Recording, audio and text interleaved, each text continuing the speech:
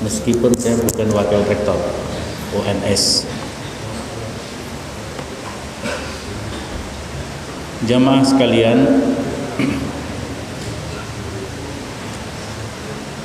di dalam surat Ali Imran, sebelum ayat tentang wasiat takwa yang saya baca tadi, kalau ayat wasiat takwa, ya ayyuhalladzina amanu taqullaha haqqa tuqatih wa la tamutunna illa wa antum muslimun, itu ayat 102. Pada ayat 100 Allah menyatakan kepada kita sekalian sebagai peringatan, sebagai kehati-hatian dan kewaspadaan kita. Dalam ayat 100 Allah menyatakan, A'udzu billahi minasyaitonir rajim, ya ayyuhalladzina amanu in tuti'u fariqam minal ladzina utul kitab yaruddukum ba'da imanikum kafirin. Ya ayyuhalladzina amanu, wahai orang-orang yang beriman. Kita semuanya dipanggil oleh Allah, wahai orang-orang yang beriman. In tuti'u, apabila kalian mentaati atau mengikuti dan mentaati fariqan, sekelompok, minal ladzina utul kitab, dari orang-orang yang diberi kitab. Kalau di dalam Al-Quran disebut alladzina utul kitab atau ahlul kitab, yang dimaksud adalah umat Nabi sebelum Nabi Muhammad sallallahu alaihi wasallam, dan paling khusus adalah umat Nabi Musa sampai Nabi Isa alaihi salam, yaitu kaum Yahudi dan Nasrani. Jadi kalau kalian mentaati, mengikuti segolongan dari orang-orang Yahudi dan Nasrani, maka orang-orang Yahudi dan Nasrani, apabila kamu mengikuti mereka, mereka akan yaruddukum, akan memurtadkan kamu, ba'da imanikum, sesudah kamu beriman, kafirin, menjadi kafir.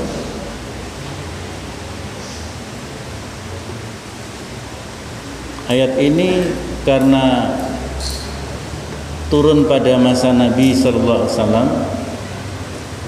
Pada masa Nabi itu banyak orang-orang yang mengikuti ajaran Nabi sebelumnya adalah orang kafir. Sebelumnya orang kafir pada masa jahiliyah, seperti Umar bin Khattab, Khalid bin Walid, Abu Bakar sendiri, dan lain-lainnya. Sahabat-sahabat Nabi yang seusia dengan Nabi, atau mungkin lebih muda sedikit atau lebih tua sedikit, itu sebelumnya adalah orang-orang kafir yang memang belum mendapatkan petunjuk dari Allah Ta'ala. Sehingga bahasanya yaruddukum itu kalau diartikan secara letterlek, secara harfiah, mengembalikan kamu. Mereka akan mengembalikan kamu sesudah kamu beriman kembali menjadi kafir. Tapi kalau ini ditujukan kepada kita, kepada kalian yang insya Allah semuanya ini sudah beriman dari lahir. Insya Allah yang hadir di sini sudah menjadi mukmin, sudah menjadi muslim begitu lahir. Ada nggak yang berasal dari keluarga kafir kemudian baru bersyahadat? Insya Allah nggak ada ya. Semuanya sudah muslim dari lahir. Maka kata yaruddukum bisa dimaknai akan memurtadkan kalian. Jadi maka kemudian ada istilah gerakan pemurtadan. Gerakan pemurtadan. Gerakan pemurtadan ini bisa dengan gerakan yang sangat kasar, dan juga ada yang gerakan yang sangat halus.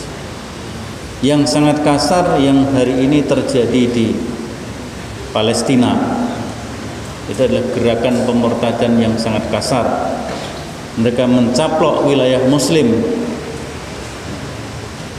apalagi dengan pernyataan Donald Trump yang mendeklarasikan bahwa Yerusalem atau Baitul Maqdis sebagai ibu kota Israel.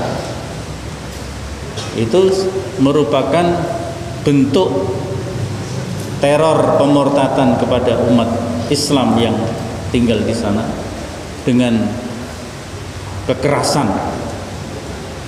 Dan itu sebenarnya terorisme yang sejati itu, yaitu kemarin salah satu alumni Fakultas Agama Islam yang mendapatkan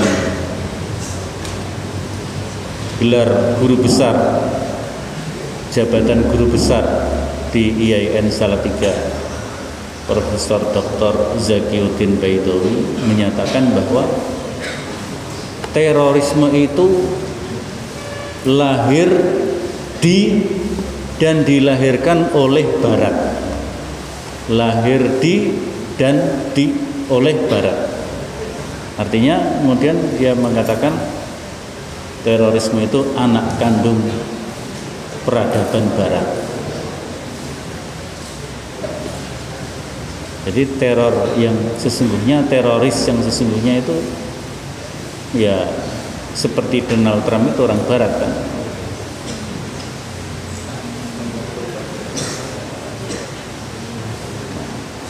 Itu adalah bentuk pemurtadan dalam bentuk kekerasan. Tapi banyak juga gerakan pemurtadan yang dilakukan dengan cara yang sangat halus. Sangat halus. Terutama yang kita rasakan di Indonesia. Gerakan pemurtadan diawali dengan pendangkalan akidah. Pendangkalan akidah yang dilancarkan dengan menggunakan jargon toleransi dan kerukunan antar umat beragama. Jadi toleransi itu artinya harus mengakui kebenaran semua agama, itu namanya toleransi menurut mereka.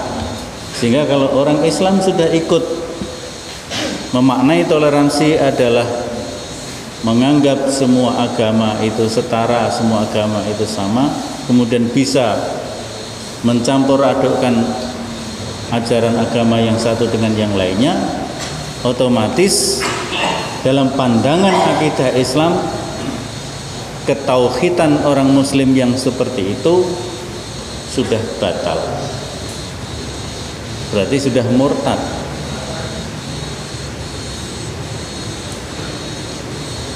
Itulah maka kemudian mereka juga memancing-mancing. Ini gerakan pemurtadan yang mereka lakukan, memancing-mancing umat Islam. Apalagi ini bulan Desember, ini bulan pemurtadan, karena ada hari Natal. Ada hari Natal. Hari Natal itu tidak hanya sehari di tanggal 25, memang intinya tanggal 25, tapi sudah dimulai dari awal Desember.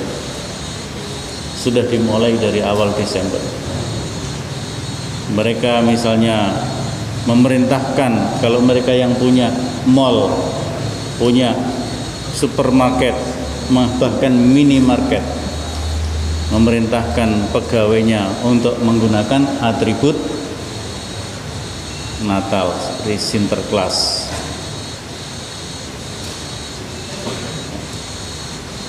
Kalau di bulan-bulan yang lain, misalnya ketika bulan Ramadan, mereka pasang spanduk di gerejanya dengan ucapan selamat menunaikan ibadah puasa, kan begitu kan? Gereja A mengucapkan selamat menjalankan ibadah puasa bagi umat Islam, kan begitu kan? Begitu juga ketika hari raya Idul Fitri, Idul Adha mengucapkan selamat merayakan Idul Fitri, Idul Adha bagi umat Islam. Mungkin mereka melakukan itu bagi keyakinan mereka enggak ada masalah. Tapi kalau umat Islam mengucapkan selamat Natal, mengucapkan selamat hari wafatnya Isa, hari kematian Tuhan, selamat hari kematian Tuhan. Tapi nggak ada yang mengucapkan selamat hari kematian Tuhan. Selamat hari Natal itu sejauh kajian Majelis Ulama dan fatwa Majelis Ulama itu sudah menggoyahkan akidah kita.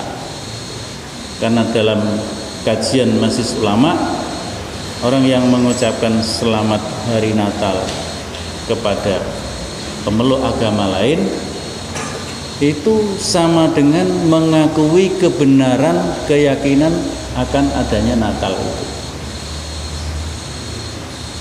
Padahal kalau ditelusur juga, hari Natal yang dinyatakan tanggal 25 itu juga tidak benar bahwa Nabi Isa itu lahir tanggal 25. Menurut isyarat-isyarat yang terdapat di dalam Alkitab, Nabi Isa itu lahir sekitar bulan April atau Mei, ya, sekitar bulan April Mei, lahirnya di Bethlehem, Palestina, yang daerah itu dinamakan Nazaret atau Nasirah, sehingga orang yang mengikuti agama yang diajarkan semula diajarkan oleh Nabi Isa tapi kemudian diselewengkan akidahnya oleh Al-Quran disebut dengan Nasrani atau Nasoro, karena itu berasal dari kota Nasirah atau Nazaret.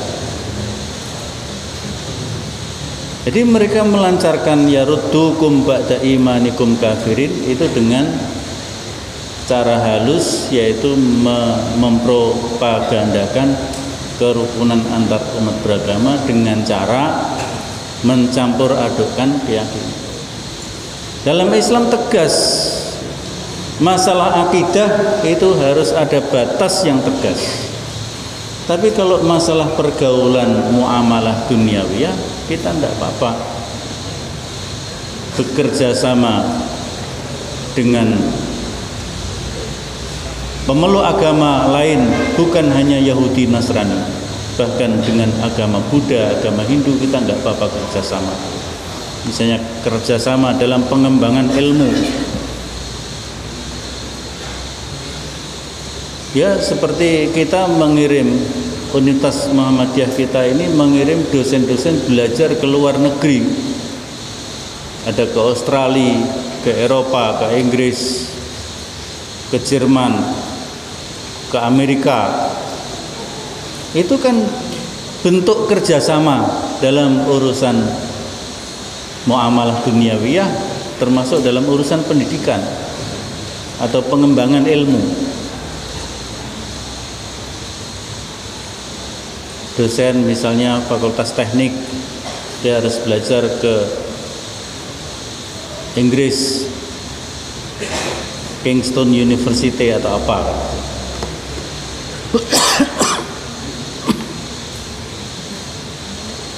Dosen Fakultas Kesehatan belajar ke Australia, dosen bahasa Inggris belajar menempuh mendapatkan gelar doktor di Australia, seperti Bu Muamarah misalnya.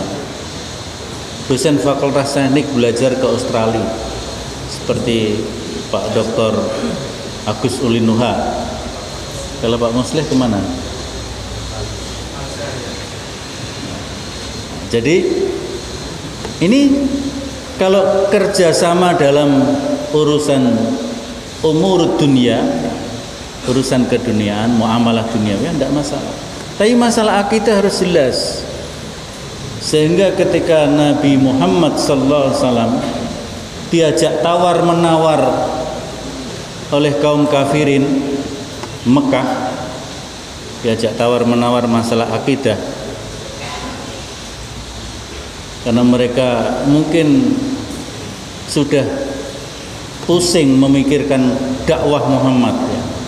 Sudah judek memikirkan kenapa dakwahnya Muhammad ini terus berkembang. Maka mendatangi Nabi Muhammad SAW untuk diajak tawar menawar. Sudahlah, kita kompromi saja. Hari ini aku ikut agamamu, besok hari kamu ikut agamaku. Semacam arisan akidah, arisan agama. Ketika Nabi diajak seperti itu, turun wahyu dari Allah Ta'ala, surat Al-Kafirun. Saya kira jamaah semuanya sudah hafal dan faham isinya. Qul ya ayyuhal kafirun la a'budu ma ta'budun. Wahai orang-orang kafir. Sekarang ini juga ada proses gerakan pemurtadan yang sudah masuk kepada kelompok kaum muslimin juga, agar kita tidak menyebut orang kafir dengan kata kafir, tapi dengan kata non muslim. Dan itu juga sudah banyak disinggung ya oleh para ulama kita. Ya, kita tetap tegas seperti apa yang di dalam ayat itu. Jangan dialihkan kata al-kafirun menjadi non-muslim. Tidak. Qul ya ayyuha ghairal muslimin. Tapi tetap qul ya ayyuhal kafirun. Nanti baca Qur'annya kalau salat qul ya ayyuhal non-muslim. Tidak bisa. Wahai orang-orang kafir, la a'budu ma ta'budun. Aku tidak menyembah apa yang kamu sembah. Wala antum, dan kamu, wala antum abidu nama a'bud, dan kamu tidak perlu menyembah apa yang aku sembah. Artinya masalah akidah ini jelas. Jadi kalau kita mengucapkan selamat hari Natal, itu menurut kajian majelis ulama sudah melanggar la a'budu ma ta'budun wala antum abidu nama a'bud. Karena kita mengakui keyakinan mereka sama dengan kita menyembah cara mereka. Wala ana abidum ma abattum. Kalau yang pertama sesembahannya, kalau yang kedua ini caranya. Wala ana abidum ma abattum, dan aku tidak akan menyembah seperti cara kamu menyembah. Begitu juga wala antum abiduna ma a'bud. Kalau yang kedua itu lebih kepada cara. Kita tidak boleh mengikuti cara-cara orang kafir di dalam beribadah kepada Allah, kepada Tuhan mereka. Maka kemudian ditutup lakum dinukum waliyadin. Ayat Al-Quran ternyata banyak sekali yang menyinggung bahwa kelompok Ahlul Kitab ini sangat ambisius untuk memurtadkan umat Islam. Tadi surat Ali Imran ayat 100. Mungkin ada lagi surat Ali Imran ayat 69. Nanti silahkan dibuka kembali. Ali Imran 69. Allah menyatakan, menegaskan waddat. Kata wadda itu artinya sangat, sangat senang, sangat ingin. Sehingga kalau di dalam pernikahan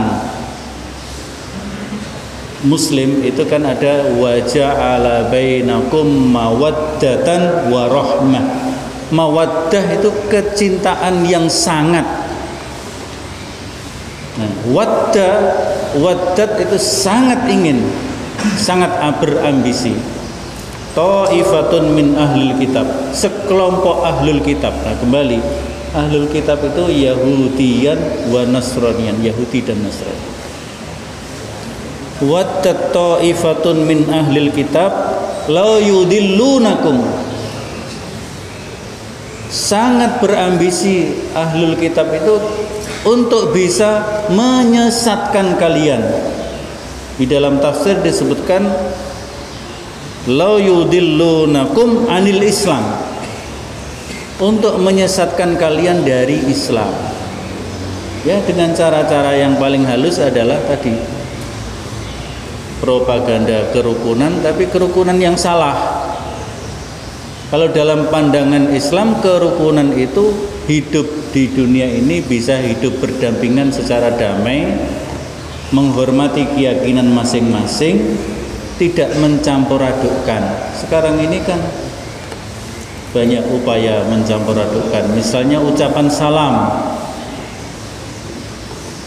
karena non-muslim mengucapkan assalamualaikum ditambah salam sejahtera bagi kita semua, ditambah lagi apa, Om Swastiastu, ditambah lagi Namo Buddhaya. Itu seolah-olah itu adalah kerukunan dan toleransi. Jadi semua salam dipakai. Padahal salam itu adalah di dalam pandangan Islam, kalau kita mengucapkan assalamualaikum itu adalah doa. Doa itu ibadah. Bahkan dalam hadis disebutkan ad-du'a'u mukhul ibadah. Doa itu adalah intinya ibadah. Maka kalau kita mengucapkan salam, kita berdoa dengan doanya orang Yahudi, orang Hindu, Om Swastiastu. Doanya orang Buddha, Namo Buddhaya. Doanya orang Kristen, Shalom. Sekarang banyak begitu kan? Termasuk mbah kita itu, Mbah Mega itu, kan mengucapkan kalau salam enggak cukup dengan assalamualaikum, masih ditambah-tambah dengan apa namanya, Shalom, Om Swastiastu, Namo Buddhaya. Seolah-olah kalau mengucapkan itulah toleransi, padahal itu merusak keyakinan, merusak akidah. Maka justru demi kebinekaan, justru demi kerukunan antar umat beragama, justru demi persatuan anak bangsa, kita jaga akidah kita masing-masing, kita bertoleransi dengan menghormati keyakinan dan cara ibadah masing-masing tanpa mencampur adukkan seperti ini. Kalau mencampur adukkan ini minimal itu dalam kondisi sesat kita. Maksimalnya sudah kafirin. Nah, mereka menginginkan kita lau yudillunakum anil Islam. Tetapi Allah menyatakan dengan tegas, wa ma yudilluna illa anfusahum wa ma yash'urun. Mereka itu tidak akan bisa menyesatkan kecuali menyesatkan diri mereka sendiri. Kecuali menyesatkan diri mereka sendiri. Tentunya orang-orang yang katut ikut sesat. Orang-orang yang katut ikut sesat. Ini surat Ali Imran ayat 69. Satu lagi surat Al-Baqarah ayat 109. Kalau mau banyak sekali ayat-ayat seperti itu, artinya kita memang diingatkan betul. Maka sudah semestinya kaum muslimin, para mahasiswa muslimin, mahasiswa UMS itu banyak membaca Al-Quran, dipahami dengan benar. Maca Quran angen-angen sak maknane itu merupakan tombo hati kan gitu. Tapi bukan sekedar tombo hati dalam arti menghibur semata, tapi ini adalah tombo hati dalam arti menjaga keyakinan dan akidah kita. Dalam 109 Al-Baqarah juga ada kata wadda kasirun. Kalau yang tadi wadda ta'ifah, sangat berambisi sekelompok. Tapi kalau di dalam Al-Baqarah dikatakan sangat berambisi kasirun, kebanyakan. Jadi sebagian, tapi sebagian besar min ahlil kitab, dari ahlul kitab, la yaruddunakum, untuk memurtadkan kalian, mim ba'di imanikum, dari keimananmu, kuffaron. Kalau yang tadi itu kafirin, ini kufar. Kafir dengan kufar itu agak beda. Kalau kafir itu sekedar menutup diri, menolak kebenaran Islam, itu kafir. Tapi kalau kufaron, menjadi kafir yang memusuhi Islam. Jadi kufar itu kafir sekaligus memusuhi Islam. Mungkin kalian membaca juga berita beberapa minggu ini ya, beberapa hari ini, Ada orang yang dari muslim kemudian menjadi kafir dan menjadi kufar karena dia menjadi seorang misionaris agama lain, kemudian dia memusuhi Islam dengan menyebarkan kebohongan-kebohongan tentang Islam. Tapi alhamdulillah orang itu sudah ditangkap. Dan orang itu sebelumnya adalah keluarga kita juga, alumni UMS juga. Jadi ada alumni UMS yang kemudian murtad, kemudian menjadi pendeta. Tidak hanya jadi pendeta, tapi di dalam melakukan misi apa namanya? Kalau kita misi dakwah, dia misi propagandanya dengan cara menghina Islam, menjelek-jelekan Islam, dengan cara memutarbalikkan fakta dan menyebar kebohongan. Tapi alhamdulillah orangnya sudah ditangkap. Tentu tidak cukup itu.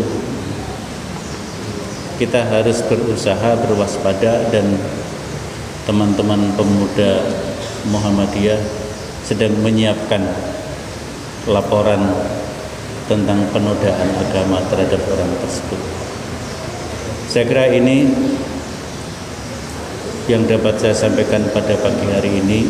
Intinya kita mesti banyak membaca Al-Quran, kita mesti memahami apa itu toleransi menurut Al-Quran, supaya kita tidak terbawa arus pemurtadan yang dilakukan oleh ahlul kitab kepada kita. Kurang lebihnya mohon maaf. Billahi fi sabil haq wastabiqul khairat. Assalamualaikum warahmatullahi wabarakatuh.